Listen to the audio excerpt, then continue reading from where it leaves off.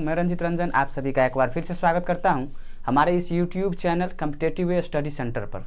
दोस्तों, आप लोगों को पता है बिहार पुलिस के रिगार्डिंग जो एग्ज़ाम होने वाला है 2023 में, हमने उसके रिगार्डिंग आप लोगों के लिए पर डे एक सेट का डिस्कशन करते हैं। पता है आप लोगों के लिए जो क्वेश्चन हमारे स्टूडेंट को क्लास में प्रॉब्लम होता है वही क्वेश्चन हम आप लोगों के लिए लेके आते हैं, ताकि आप लोग जब सेट को प्रैक्टिस करते होंगे तो आप लोगों को भी कुछ ना कुछ क्वेश्चन फंसता होगा। तो देखिए कैसे कैसे क्वेश्चन फंस रहा है स्टूडेंट को, ऐसा क्वेश्चन हो सकता है आपको भी फंस रहा होगा, तो आज के बाद ये क्वेश्चन में प्रॉब्लम नहीं होगा, है ना। दोस्तों, इसमें जो सेट है आज सेट अगला कोई होगा, जितना नंबर हो आप लोग देख लीजिएगा, लेकिन बहुत सारे सेट का डिस्कशन हो चुका है जिसका लिंक डिस्क्रिप्शन में दिया हुआ है, आप जाकर देख सकते हैं। उन सारे वीडियो को प्लेलिस्ट है बना हुआ, वहां पे आप सारे बिहार पुलिस से रिलेटेड सारे क्वेश्चन का डाउट आपको क्लियर हो जाएगा, समझ गए दोस्तों। और सब सेट का डिस्कशन भी आपको लाइन बाय लाइन मिल जाएगा, एक एक सेट का, ठीक है। चलिए शुरुआत करते हैं आज की क्लास। देखते हैं, आप लोग भी कॉपी पेन निकाल लीजिए, निकाल लिए हैं ये लोग भी, आप लोग भी निकाल लीजिए और एक एक करके पूछिएगा, देखिए कैसा कैसा क्वेश्चन प्रॉब्लम होता है स्टूडेंट को, ठीक है। पहले हम मैथ को लेंगे, फिर जीके, फिर जीएस, उसके बाद में इंग्लिश, हिंदी, जो भी जितना हो सकेगा 1-1.5 घंटे में क्लास में करेंगे। आप लोग बने रहिएगा, क्लास थोड़ा सा लंबा हो सकता है, ठीक है ना। चलिए एक एक बाय वन करके क्वेश्चन पूछते चलिए, ठीक है। पहले मैथ का ही पूछते हैं, पूछिए आप लोग, फिर उसके बाद जीके, फिर उसके बाद करेंगे। देखिए पहला क्वेश्चन क्या कह रहा है, ठीक है। कह रहा है कि यदि A cube minus B cube is equal to 56 तथा A minus B is equal to 2 है, तो आपको A square plus B square का मान कितना होगा, ये आपसे पूछा जा रहा है ना, यही क्वेश्चन है, ठीक है। आपको देखिए ए क्यूब माइनस बी क्यूब का मान दिया हुआ है, ए माइनस बी का मान दिया हुआ है ना, A square minus B square का मान पूछा जा रहा है आपसे। तो A square minus B square is equal to जो फॉर्मूला होगा वो आपको पता होना चाहिए, क्या होता है। तो सबसे पहले तो ए माइनस बी दिया हुआ है, तो आप लोग को एक बात गौर करना चाहिए था इसमें, क्या कि सर ए माइनस बी अगर है तो इसका जो स्क्वायर होता है वो ए स्क्वायर माइनस का बी स्क्वायर, सॉरी प्लस का बी स्क्वायर माइनस 2ab, यही होता है। और आपको पूछा क्या है, ए स्क्वायर प्लस बी स्क्वायर का मान क्या होगा। इसको अगर इधर ले जाएंगे तो क्या होगा सर, ए माइनस बी का whole square plus 2ab is equal to a square plus B square. अब इसका मान निकल कर आ गया ये, यानी इसका वैल्यू चाहिए। और इसका वैल्यू निकालने के लिए आपको क्वेश्चन में एक बात दिया हुआ है, क्या, ए माइनस बी का वैल्यू दिया हुआ है 2 तो रहेगा ही फॉर्मूला में, ए बी का वैल्यू नहीं दिया हुआ है। और इसी ए बी का वैल्यू निकालने के लिए आपको ए क्यू माइनस बी क्यू का मान दिया हुआ है, समझ गए कि नहीं। तो ए क्यू माइनस बी क्यू का मान दिया हुआ है, तो आप एक फॉर्मूला लगा सकते हैं यहाँ से, क्या, A cube minus B cube is equal to क्या होता है, बताइए, किसी को याद है। कोई नहीं बोलेगा, याद तो होगा, जब हम लिखेंगे तो कहेंगे हाँ हाँ सर यही होगा, लेकिन अभी कोई नहीं बोलेगा। क्यों, क्योंकि फॉर्मूला आप लोगों को हमने पहले दिन बताया था याद करने के लिए और आप लोग याद नहीं किए। याद करने के लिए हमने सारे ग्रुप में आपको फॉर्मूला भेज भी दिए हैं, व्हाट्सएप ग्रुप में, है ना, लेकिन कोई उस पर ध्यान नहीं दिया होगा। कोई बात नहीं, हम बताते हैं क्या होता है। A cube minus B cube बराबर क्या होता है, b cube minus a minus B into A square plus A b square plus A b. आपको बताए थे जब माइनस का होगा तो सब प्लस का होगा, प्लस का होगा तो एक माइनस का आ जाएगा, बताया था कि नहीं। तब तो बनाना था आप लोगों को, A cube minus B cube is equal to A minus B into A square plus B square plus A B, यही होता है कि नहीं होता है, ठीक है। अब यहाँ से ध्यान से देखिएगा तो आपको यहाँ से क्या क्या दिया हुआ है, a cube minus B Q का वैल्यू दिया हुआ है कितना, 56, इसका वैल्यू 2 दिया हुआ है। और इधर अगर बात करते हैं तो A square plus B square, A square plus B square plus A B, यही होगा कि नहीं। अब आप ध्यान से देखिए, तो यहाँ से अगर हम बात करते हैं तो आपको ये 2 इधर आएगा कट के 28 हो जाएगा। और सॉरी 2 यहाँ थोड़ी ना होगा, यहाँ 2 ए माइनस बी है, ए माइनस बी का तो कितना होता है फॉर्मूला, बताइए, ठीक ही तो है। ए माइनस बी का वैल्यू 2 तो लिखे थे, आप लोग गड़बड़ाते हैं। तो देखिए 2 है, 2 से कट जाएगा, 28 आएगा, तो आपके पास आ गया A square plus B square plus A B is equal to 28, यही आ गया। अब आप बताइए किसी का फॉर्मूला है क्या, नहीं है ना, तो बनाना पड़ेगा फॉर्मूला, हमने अलजेब्रा में बताया आप लोगों को। तो A square plus B square, A square B square है, ए माइनस बी का होल स्क्वायर बनाएंगे तो क्या चाहिए, माइनस का 2ab चाहिए ना। अब आपने अपने मन से माइनस का 2ab करे हैं, तो एक बार आपको प्लस का 2ab भी करना पड़ेगा कि नहीं। और एक ab आपके पास पहले से था, ठीक है, इज इक्वल टू 28। अब ये यहाँ से यहाँ तक ध्यान से देखेंगे तो ये ए माइनस बी का whole square plus 3ab is equal to 28। अब a माइनस बी कितना है आपके पास 2, तो 2 का whole square plus 3ab is equal to 28। यहाँ से 3ab कितना आ जाएगा, 4 इधर घट के आएगा तो 24, तो ab कितना आ गया 8, ab कितना आ गया 8 आ गया। अब बस अब इसमें रख देना था आपको, a माइनस बी है तो 2 का होल स्क्वायर प्लस 2 और ab कितना आया है 8 is equal to a square plus B square. तो 2 दूना 4 प्लस 16 कितना आ जाएगा 20। जो a square minus B square आपसे पूछा गया था उसका आंसर कितना निकल कर आ गया 20 निकल कर आ गया। समझ में आ गया, 20 इस क्वेश्चन का सही आंसर है। सिर्फ और सिर्फ फॉर्मूले पे ये क्वेश्चन था, समझ गए, आ गया समझ में। उतारिए उतारिए उतारिए।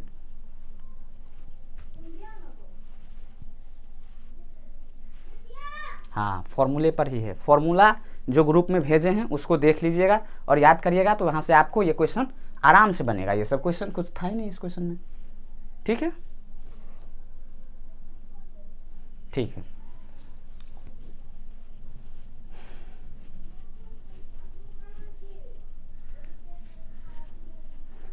चलिए अगला क्वेश्चन देखिए, उतार लिए, ठीक है। अगला क्वेश्चन देखिए क्या कह रहा है अगला क्वेश्चन। 6 व्यक्तियों का औसत भार 3 kg कम हो जाता है जब 80 kg भार वाले एक व्यक्ति के स्थान पर नया व्यक्ति ले लिया जाता है, ठीक है ना।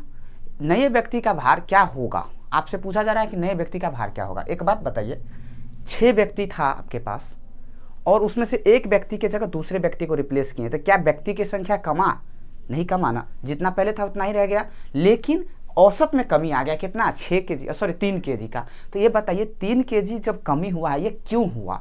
क्या बोला कि एक 80 kg भार वाले व्यक्ति के स्थान पर लाए हैं, क्यों कम हुआ।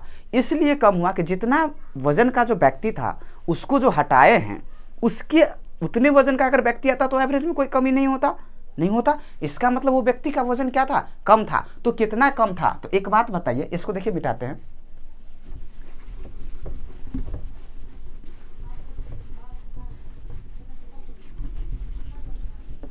जो व्यक्ति का वजन कम था, इसीलिए इसी कारण जो है सके, तो व्यक्ति का वजन कम कितना होगा, यानी वो कितने लेकर आया होगा। तो एक बात बताइए, 6 व्यक्ति था और औसत आपका 3 कम हो गया है, इसका मतलब प्रत्येक व्यक्ति का वो 3 kg का कम किया होगा। तो कितना कम कर दिया होगा 18। और एक बात बताइए, 18 kg उसने कम किया है और 80 kg के व्यक्ति था जिसके हम हटाए हैं, तो उसमें से 18 घटा देंगे तो कितना हो जाएगा 62। यानी कि ये जो व्यक्ति है नया जिसको हम लाए हैं 80 kg वाले व्यक्ति के स्थान पर, वो कितने kg का होगा 62 kg का होगा। समझ गए। अरे भाई कुछ है ही नहीं, देखिए दूसरे व्यक्ति को लाए 80 kg वाले व्यक्ति के स्थान पर, तो क्या हुआ 3 kg एवरेज कम हो गया, तो 6 व्यक्ति पर कितना कम हो गया सम, 18 kg कम हो गया कि नहीं सम, और 18 kg कम हो गया, और आपने हटाया 80 kg वाले व्यक्ति को और 18 कम वो लाया, इसका मतलब 62 kg का वो आया होगा। समझ गए। चलिए उतारिए, उतार लिए, ठीक है, आसान क्वेश्चन था। अगला क्वेश्चन देखिए, कह रहा है कि 10 साल पहले रोनी के माँ की आयु यानी उम्र रोनी की 4 गुनी थी, ठीक है।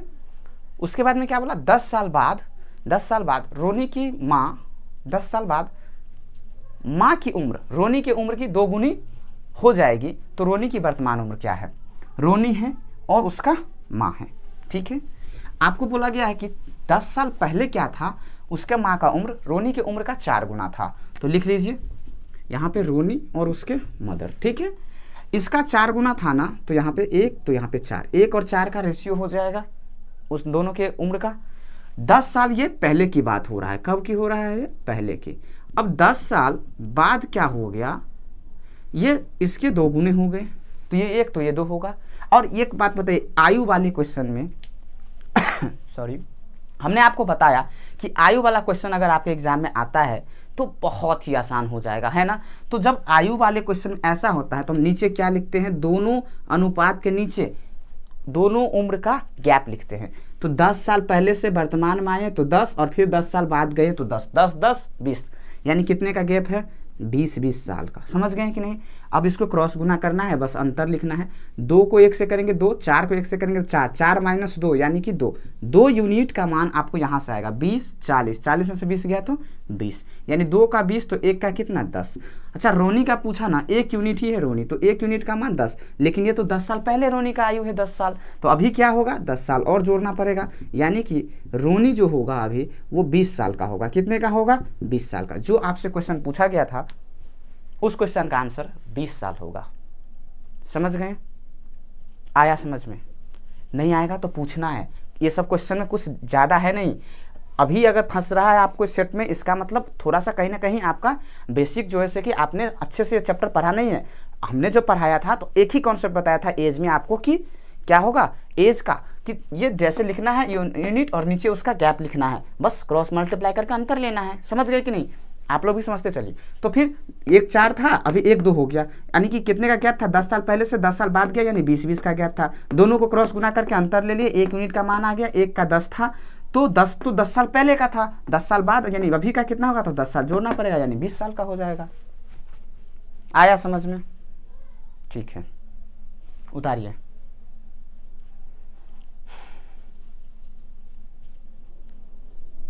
चलिए अगला क्वेश्चन देखिए। अगला क्वेश्चन देखिए क्या कह रहा है। उतारिए उतारिए उतारिए, कोई बात नहीं, रुकते हैं, उतारिए। थोड़ा फास्ट उतारिए। सेट में क्या होता है ना कि फास्ट उतारेंगे तो ही काम चलेगा, है ना। सब दिन वही बात पूछिए, सब दिन वही बात पूछिए, सर एग्जाम में नहीं बनते रहता है, एग्जाम में नहीं बनते रहता है, जब सेट बनाते हैं तो कम मार्क्स आता है, घर पे बन जाता है। अरे भाई मेरे, इसीलिए तो सेट प्रैक्टिस कराया जाता है कि आप एग्जाम के टाइम्स को हैंडल कर पाएंगे। टाइम का प्रेशर होता है वहाँ पर, उस प्रेशर को आप झेल पाएंगे, इसीलिए कहते हैं टेस्ट सीरीज लगाइए, टेस्ट सीरीज लगाइए। वहाँ से क्या होता है, आपको टाइम चलते रहता है, जिस तरीके से एग्जाम में चलता है उसी तरीके से यहाँ पे भी उल्टा टाइम चलते रहता है। जब आप टेस्ट सीरीज देते हैं तो क्या होता है, उससे आपका बर्डन जो है, प्रेशर जो रहता है वो कम होगा। जितना आप झेलेंगे इसको उतना कम होते जाएगा, इजी लगेगा, खेल लगेगा। समझ गए कि नहीं? ठीक है, आएगा, थोड़ा सा प्रैक्टिस करते चलिए, अभी है टाइम। फॉर्म फिलअप कर लिया? कर लीजिए, क्यों नहीं किया, कर लेना चाहिए था आपको। चलिए अगला क्वेश्चन देखिए।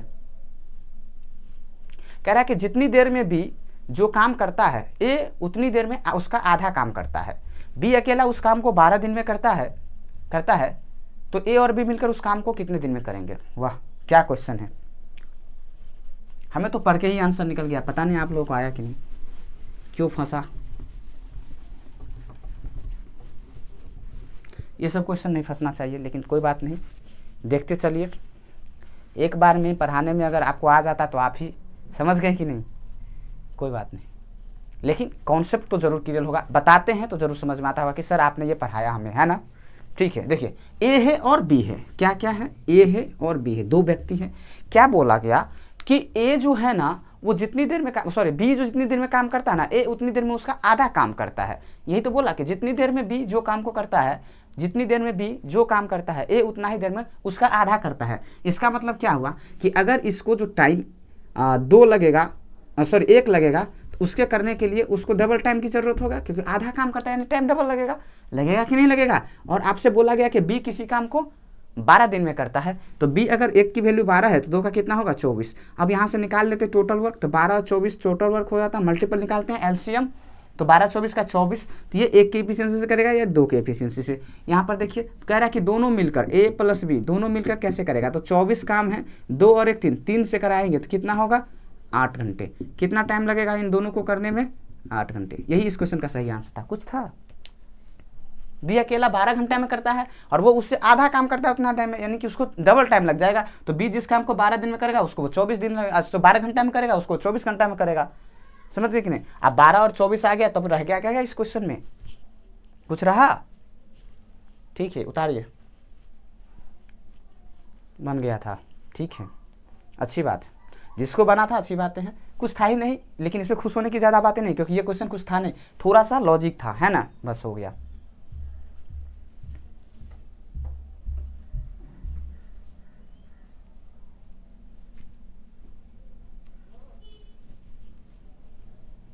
ठीक है, ठीक है,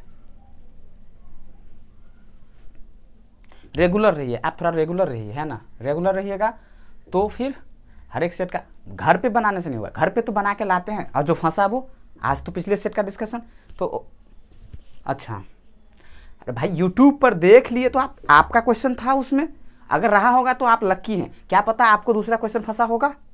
समझ गए कि नहीं। चलिए अगला क्वेश्चन देखिए, उतार लिए, ठीक है। अगला क्वेश्चन देखिए, कहता है कि यदि किसी वस्तु को 10% लाभ तथा 15% के लाभ पर क्रमशः बेचने पर अंतर जो है 20 रुपये का होता है, ठीक है ना, 20 रुपये का है, तो दोनों विक्रय मूल्य क्रमशः है।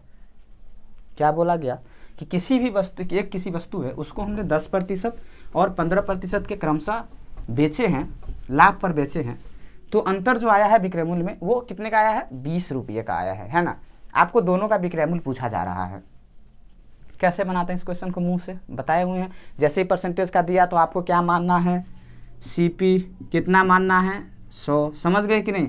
अच्छा 100 है और इसको एक को आपने 10% के लाभ पर बेचा है, दूसरे को 15% पर, दूसरे को 15% पर, तो 10% बेचे हैं तो 110 और 15% पर बेचे हैं तो 115, यही होगा, ठीक है।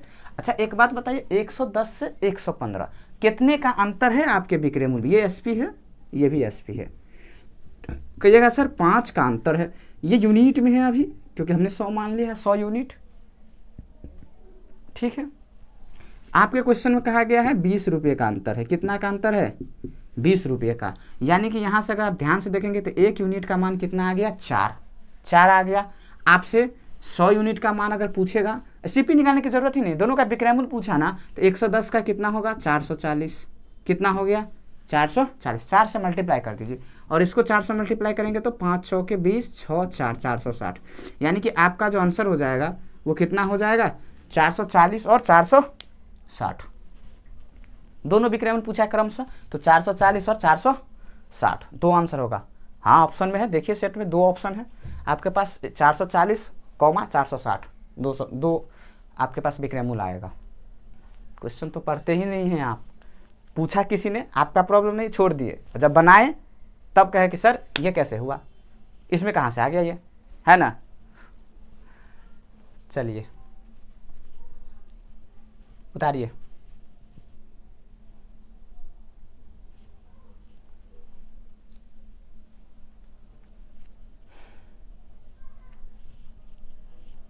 लीजिए ना, हटे ही हुए हैं।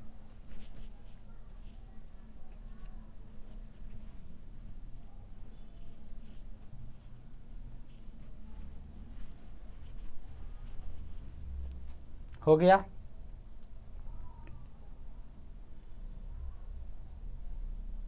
चलिए अगला क्वेश्चन देखिए, क्या कह रहा है अगला क्वेश्चन, कह रहा कि एक नगर की वर्तमान जनसंख्या 44,100 है तथा वार्षिक जन्म दर तथा मृत्यु दर क्रमशः 10% और 5% है। 2 वर्ष पूर्व नगर की जनसंख्या कितनी थी। क्या बोला आपसे, एक नगर की वर्तमान जनसंख्या दिया हुआ है 44,100, जन्म और मृत्यु दर क्रमशः है 10% और 5%। आपसे पूछा जा रहा है कि 2 वर्ष पूर्व नगर की जनसंख्या कितनी थी।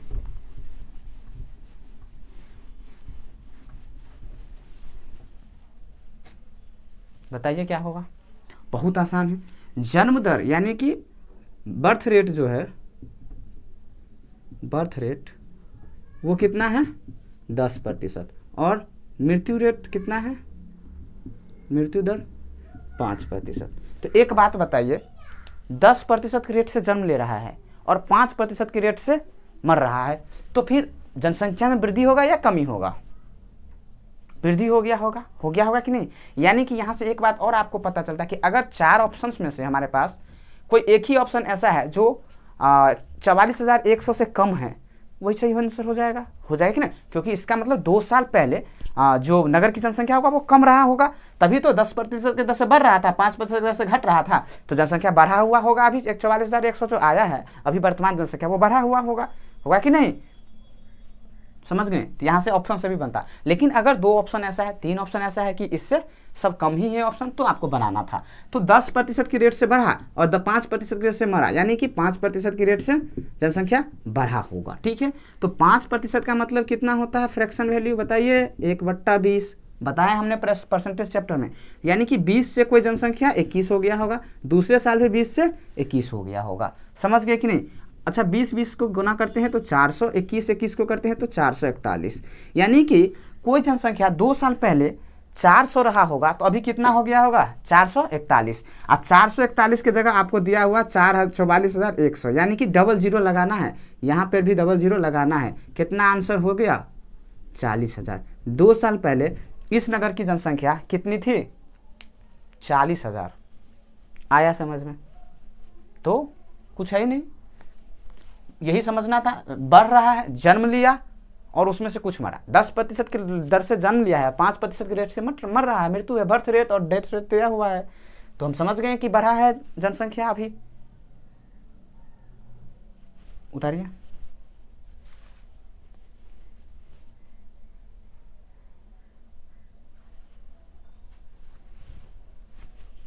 हो गया, उतार लिए।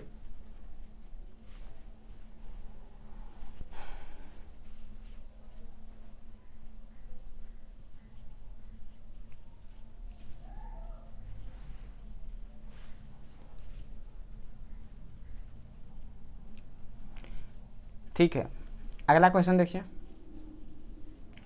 उस सबसे लंबी छड़ की लंबाई ज्ञात कीजिए जो कि 10 मीटर लंबाई, 6 मीटर चौड़ाई और 4 मीटर ऊंचाई वाले एक हॉल में रखी जा सकती है।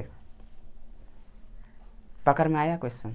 घन घनाभ की बात है ये। जब घन घनाभ चैप्टर में जब आप पढ़े थे, वो सबसे बड़ी छड़ की लंबाई क्या होगा, तो ऐसे करके काट के निकालते थे कि सर उसका विकर्ण होगा। याद आया?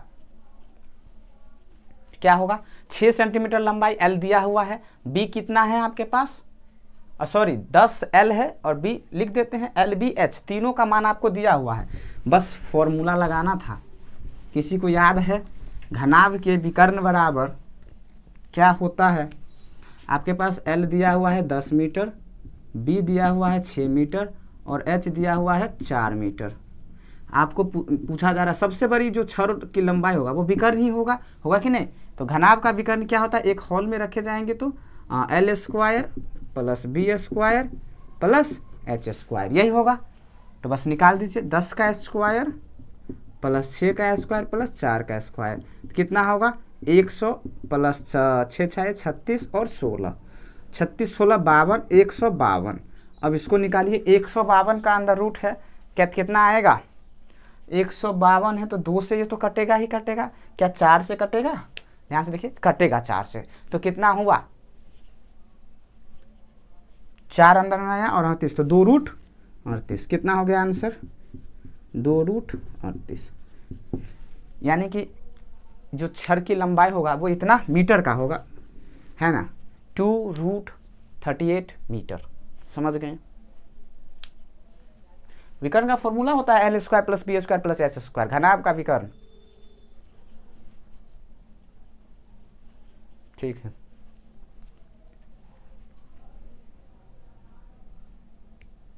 हो गया, उतार लिए। अगला क्वेश्चन, कितना नंबर?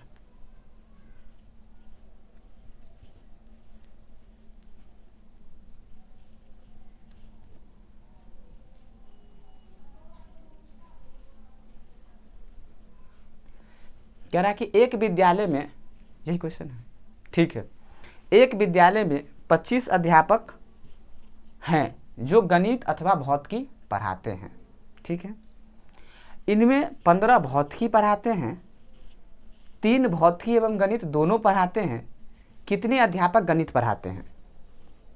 एक विद्यालय में 25 अध्यापक है, 15 भौतिकी पढ़ा रहा है, 3 गणित पढ़ा रहा है, सॉरी गणित और भौतिकी दोनों पढ़ा रहा है।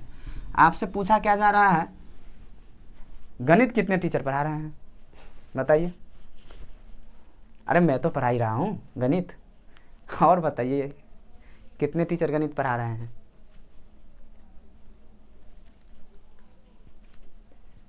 देखिए एक बात बताइए, टोटल अध्यापक की संख्या जो टीचर है हमारे पास वो 25 है ना? और 2 सब्जेक्ट की बात हो रहा है ना? यही बातें हैं, ये मैथ और ये फिजिक्स।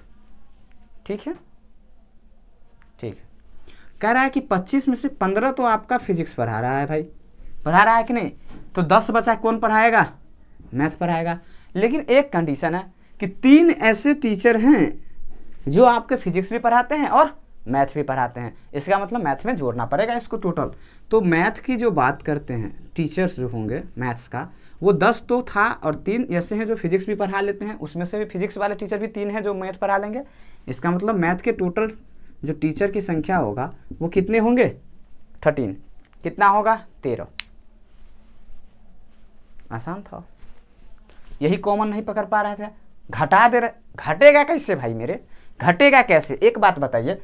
आपसे हमने पूछा थोड़ी है कि सिंगल बताइए मैथ के कितने टीचर होंगे, ऐसा तो हमने नहीं पूछा। हमने पूछा मैथ पढ़ाते कितना है। क्या बोला गया क्वेश्चन, आप ध्यान से सुनते नहीं है कि कितने अध्यापक गणित पढ़ाते हैं, पढ़ाते कितने अध्यापक हैं।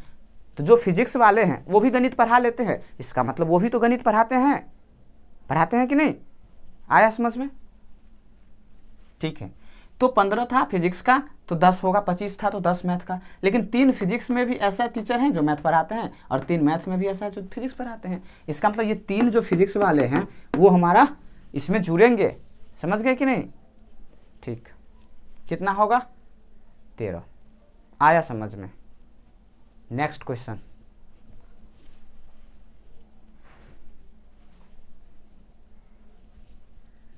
कह रहा है क्वेश्चन अगला, देखिए ध्यान से। यदि A अनुपात B बराबर 2:3, B अनुपात C बराबर 5:6, C अनुपात D बराबर 3:4 है तो A अनुपात D क्या होगा। बन गया, समझ गए, जिसको बन गया उसको ठीक है।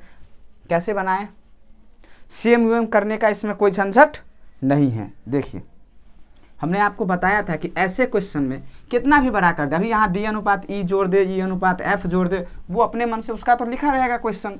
वो समझता है कि स्टूडेंट जिसको पता है वो निकाल ही लेगा, चाहे हम कितना बड़ा डाटा क्यों ना दे दे, है ना।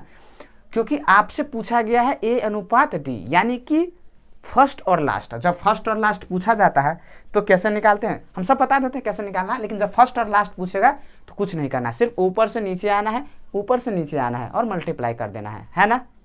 ठीक है, देखिए A अनुपात B आपका कितना दिया हुआ है, 2:3, और B अनुपात C 5:6 और C अनुपात D 4:5, यही है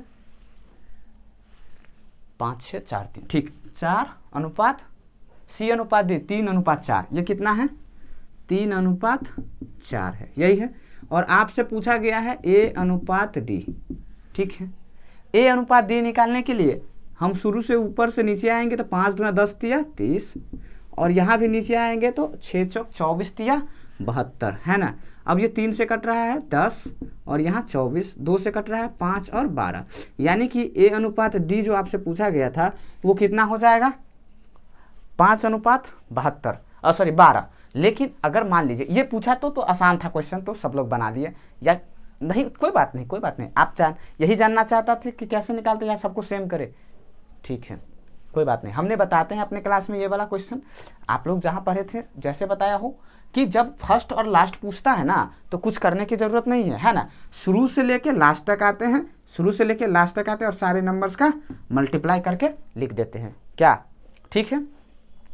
अगर आपको सब पूछेगा ना तो भी सेम करने की जरूरत नहीं है। देखिए कैसे, अगर मान लीजिए इसी क्वेश्चन में आपसे पूछते हैं A अनुपात B अनुपात C अनुपात D क्या होगा, ऐसा पूछा जा सकता है।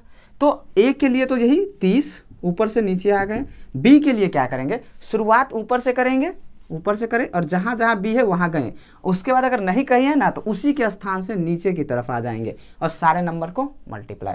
तो 5 तिया 15 तिया 45। C के लिए क्या करेंगे, फिर से ऊपर से आएंगे और जहाँ पर C होगा, C कहाँ पर है, यहाँ पर है, तो यहाँ से ऊपर यहाँ आए, यहाँ से ऐसे यहाँ, और फिर नीचे की तरफ 6 तिरिक 18, 18 तिरिक 54। D के लिए सीधा नीचे आ जाएंगे तो 72। अब इसको नीचे काट खूट कर लेंगे, जो आएगा वही हमारा आंसर हो जाएगा, समझ गए, ठीक है। ऐसे ही बनाना है क्वेश्चन, समझ गए ना। और कोई क्वेश्चन? तो मैथ का डिस्कशन हो गया, सब खत्म मैथ। इतना ही 7-8 क्वेश्चन था, है ना। ठीक है, अब जीके का लेते हैं डिस्कशन। ठीक है, क्या रहने दे, ठीक है रहने दीजिए, जो हो गया सो ठीक है। बाकी जो रह गया है क्वेश्चन वो थोड़ी देर के बाद करेंगे, आप लोग पानी वानी पी लीजिए। तो आप लोग भी हमें कमेंट करके बताइए आपको अभी ये मैथ का डिस्कशन कैसा लगा। ठीक है, और अपने दोस्तों में इस वीडियो को शेयर जरूर कीजिए, ताकि जो भी बिहार पुलिस के एग्ज़ाम देने वाले हैं उसको ये आने वाले एग्ज़ाम में बहुत ज़्यादा हेल्प करेगा। समझ गए कि नहीं। ये प्रीवियस ईयर क्वेश्चन है, 2020 का है ना, 2020 के सेट का है ये क्वेश्चन, पूछा गया क्वेश्चन है। समझ गए कि नहीं। और इस वीडियो को लाइक कीजिए। अगर आप पहली बार हमारे चैनल पर आए हैं तो चैनल को सब्सक्राइब कीजिए, और सब्सक्राइब करके बेल आइकन को जरूर दबाइए, ताकि जैसे ही नया नया सेट लेकर आऊँगा आप लोगों को नोटिफिकेशन के माध्यम से सबसे पहले मिल जाएगा। समझ गए कि नहीं। या कोई इन्फॉर्मेशन होगी एग्जाम से रिलेटेड, या कोई नई वैकेंसी आएगी, सारी इन्फॉर्मेशन आपको मिलेगा यहाँ से। समझ गए। बाकी और हमने सब्जेक्ट पढ़ाया है आपको, मैथ का लाइन बाय लाइन चैप्टर सब, तो वो सब जाकर पढ़िए, वहाँ से आपका और कॉन्सेप्ट क्लियर होगा। ठीक है, चलिए आज की क्लास यही रखते हैं। अपना ख्याल रखिएगा, पढ़ते रहिएगा। मिलते हैं अगली सेट के साथ अगली क्लास में।